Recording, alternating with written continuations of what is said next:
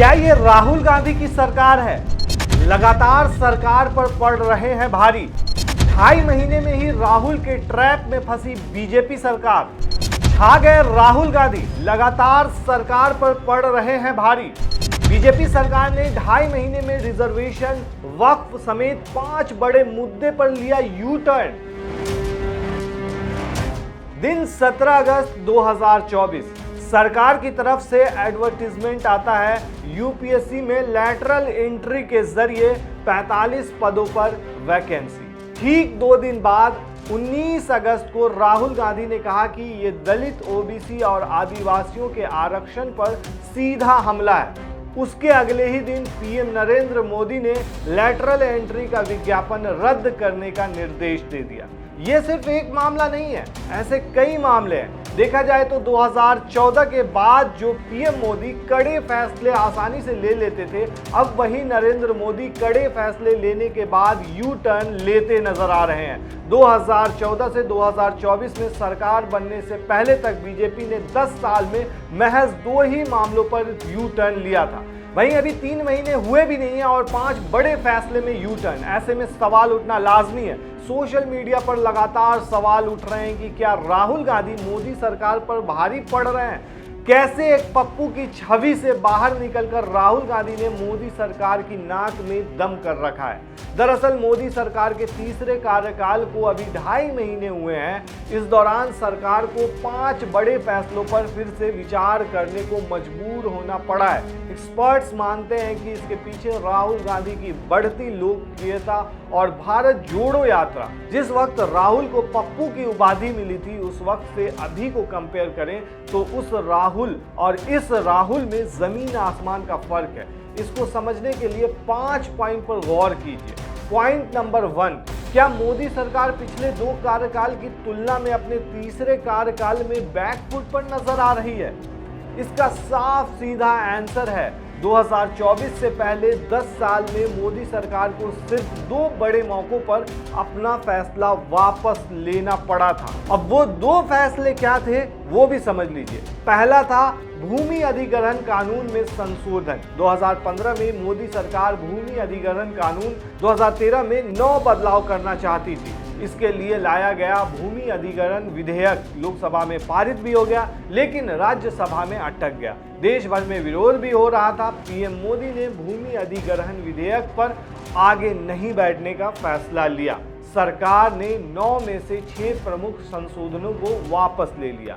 दूसरा, 3 विवादित कृषि कानूनों की वापसी। मोदी सरकार ने सितंबर 2020 में 3 नए कृषि विधेयक पारित किए थे। किसानों ने इस कानून का विरोध करते हुए आरोप लगाया था कि इसमें न्यूनतम समर्थन मूल्य यानी एमएसपी की व्यवस्था जो है वो खत्म हो जाएगी और वे बड़े बिजनेसमैन की दया पर निर्भर हो जाएंगे। कई महीनों तक आंदोलन चला। करीब 10 महीने बाद 19 नवंबर 2021 को प्रधानमंत्री मोदी ने तीनों कृषि कानूनों को वापस लेने का ऐलान कर दिया। वहीं मोदी सरकार के तीसरे कार्यकाल को अभी 3 महीने भी पूरे नहीं हुए हैं और 5 बड़े फैसले पर पुनर्विचार करना पड़ा है। पॉइंट नंबर 2 पर गौर कीजिए। मोदी सरकार के तीसरे कार्यकाल में किन 5 बड़े मुद्दों पर सरकार को पुनर्विचार करना पड़ा या फिर यू टर्न लेना पड़ा है? देखा जाए तो तीसरे कार्यकाल को अभी 3 महीने भी पूरे नहीं हुए और 5 जो बड़ा फैसला है जिस पर पुनर्विचार करना पड़ा है वो है लैटरल एंट्री, वक्फ bill, broadcast bill, long term capital gain tax और रिजर्वेशन से जुड़े मुद्दे, जिन पर सरकार को पीछे हटना पड़ा है। वहीं कांग्रेस के राष्ट्रीय अध्यक्ष मल्लिकार्जुन खड़गे ने इस पूरे मामले पर कहा कि 4 जून के बाद जनता की शक्ति प्रधानमंत्री की शक्ति पर हावी हो गई है। लॉन्ग टर्म कैपिटल गेन, वक्फ बिल को जेपीसी के पास भेजना, ब्रॉडकास्टिंग बिल, लैटरल एंट्री का रोल बैक इसके एग्जाम्पल हैं। उन्होंने ये भी कहा कि हालिया फैसले यानी यूपीएस में यू का मतलब है मोदी सरकार का यू टर्न। वहीं देखा जाए तो कर्नाटक में इसी साल कांग्रेस सरकार ने पुराने पेंशन सिस्टम को लागू कर दिया था। कई विपक्षी दल हर चुनाव से पहले पुरानी पेंशन को बहाल करने की बात करते हैं। एनडीए सरकार ने यूनिफाइड पेंशन स्कीम का ऐलान कर विपक्ष के हाथ से एक मुद्दा छीनने की कोशिश की। वहीं पॉलिटिकल एक्सपर्ट्स का मानना है कि अपना फैसला वापस लेने का मतलब है कि मोदी 3.0 सरकार को लगा कि उसकी स्ट्रेटजी सही नहीं है। यही वजह है कि सरकार इन मुद्दों पर अपनी स्ट्रेटजी को बदल रही है। अब पॉइंट नंबर 3 पर गौर कीजिए। मोदी 3 में विपक्ष के आगे बैक फुट पर क्यों नजर आ रही है सरकार? पॉलिटिकल एक्सपर्ट्स इसकी 3 बड़ी वजह मानते हैं। फर्स्ट, सरकार को असुरक्षा की भावना। बीजेपी को सरकार चलाने के लिए गठबंधन दलों की साथ की जरूरत है। अभी एनडीए के घटक दल काफी सधी हुई राजनीति कर रहे हैं। वो बाहर सरकार के समर्थन में बोलते हैं, कहते हैं कि गठबंधन में सब ठीक ठाक चल रहा है, लेकिन अंदर से सरकार पर अपने फैसले वापस लेने का दबाव बनाते हैं। लैटरल एंट्री, वक्फ बोर्ड और ब्रॉडकास्टिंग बिल के मामले में ऐसा ही देखने को मिला है। दूसरा पॉइंट, 5 राज्यों में विधानसभा चुनाव, ये भी अपने आप में बड़ा मायने रखता है। 2024 और 2025 में 5 राज्यों में हरियाणा, जम्मू कश्मीर, महाराष्ट्र, झारखंड और बिहार में चुनाव होने हैं। सरकार इन चुनाव से पहले किसी मुद्दे पर कोई गलती करके विवाद को बढ़ने नहीं देना चाहती है। यही वजह है कि सरकार विरोध होते ही अपने फैसले को वापस ले लेती है। थर्ड, 3C के मुद्दे पर सरकार का पूरा ध्यान। तीसरे कार्यकाल में मोदी सरकार को सबसे ज्यादा जो चुनौती है वो कास्ट, सेंसस और कॉन्स्टिट्यूशन के मुद्दे पर मिल रही है। विपक्षी हमले की शिकार हो रही सरकार नए विवाद में फंसने से बचना चाहती है। यही 3C यही है।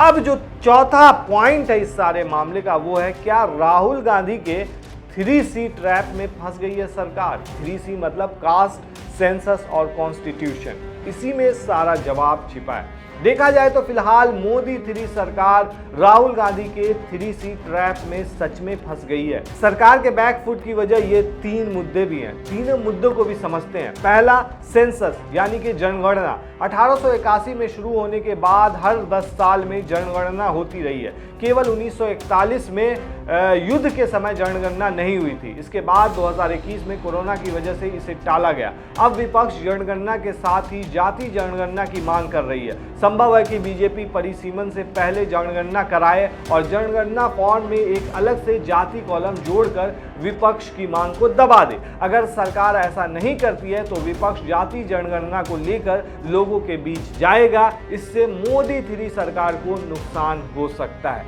दूसरा पॉइंट जिस पर अक्सर राहुल गांधी घेरते नजर आते हैं सरकार को, कास्ट यानी कि जाति। विपक्ष लगातार जाति के मुद्दे पर सरकार को घेर रही है। लैटरल एंट्री पर राहुल गांधी समेत विपक्षी नेताओं के विरोध के बाद सरकार का यू टर्न इस ओर इशारा करता है। रिजर्वेशन से छेड़छाड़ नहीं करने की सलाह गठबंधन दल भी सरकार को दे रहे हैं। यही वजह है कि सुप्रीम कोर्ट के SC/ST रिजर्वेशन पर किए गए टिप्पणी को सरकार ने लागू करने से मना कर दिया है। महाराष्ट्र, झारखंड, बिहार जैसे राज्यों में चुनाव होने हैं। इससे पहले मोदी सरकार जाति के मुद्दे पर संभल कर चलना चाहती है। अब तीसरा पॉइंट, कॉन्स्टिट्यूशन यानी संविधान। 18वीं लोकसभा सत्र के पहले दिन राहुल गांधी ने लोकसभा तक संविधान की किताब हाथ में लेकर मार्च किया। उन्होंने कहा कि पीएम मोदी और गृह मंत्री अमित शाह संविधान को कमजोर कर रहे हैं, लेकिन संविधान की रक्षा के लिए हम प्रतिबद्ध हैं। कायदे से देखा जाए तो मोदी 3 सरकार के सामने सबसे बड़ी चुनौती यह है कि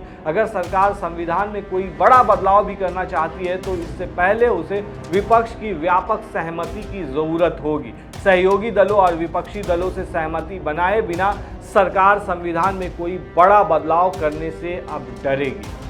अब इस सारे इसका पॉइंट नंबर 5, मोदी 3 सरकार के बैकफुट पर जाने के क्या मायने हैं और इससे सरकार को क्या नफा नुकसान हो सकता है। देखा जाए तो 2014 के बाद जो पीएम मोदी कड़े फैसले आसानी से ले लेते थे, अब वही नरेंद्र मोदी कड़े फैसले लेने के बाद यू टर्न ले लेते हैं। मोदी 3 सरकार में किसी गठबंधन सरकार के काम करने के तौर तरीके नजर आ रहे हैं। सबसे बड़ी बात यह है कि अपने फैसले वापस लेने पर सरकार को कोई पछतावा भी नहीं होता है। पॉलिटिकल एक्सपर्ट्स कहते हैं कि सारा खेल परसेप्शन का है। सरकार अगर इस तरह अपने फैसले वापस लेती है तो लोगों को लगेगा कि मोदी 3 सरकार एक कमजोर सरकार है जबकि अक्सर गठबंधन दलों पर निर्भर सरकार ही ज्यादातर आम लोगों के हित में फैसला लेती है। तो इन सारे मुद्दों को देखते हुए और राहुल गांधी के अटैकिंग मोड को देखते हुए क्या लगता है आपको दोस्तों, क्या सच में मोदी सरकार अपने पिछले 2 कार्यकाल के बाद अब सबसे ज्यादा कमजोर है? हमें कमेंट में जरूर बताएं।